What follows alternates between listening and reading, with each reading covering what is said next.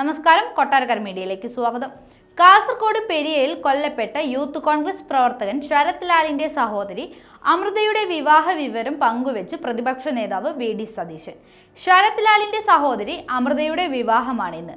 കൃപേഷും ശരത് ലാലും മുന്നിൽ നിന്ന് നടത്തേണ്ട മംഗളകർമ്മമായിരുന്നു എന്ന് തുടങ്ങുന്ന കുറിപ്പിൽ CPM-നെതിരെ രൂക്ഷ വിമർശനമാണ് പ്രതിപക്ഷ നേതാവ് ഉന്നയിച്ചിരിക്കുന്നത്. 2019 ഫെബ്രുവരി 17 രാത്രി 7:35 ബൈക്കിൽ സഞ്ചരിക്കുകയായിരുന്ന യൂത്ത് കോൺഗ്രസ് പ്രവർത്തകരായ ശരത് ലാൽ, കൃപേഷ് എന്നിവരെ വാഹനങ്ങളിൽ പിന്തുടർന്ന് രാഷ്ട്രീയ വിരോധം കാരണം കൊലപ്പെടുത്തിയെന്നായിരുന്നു കേസ്.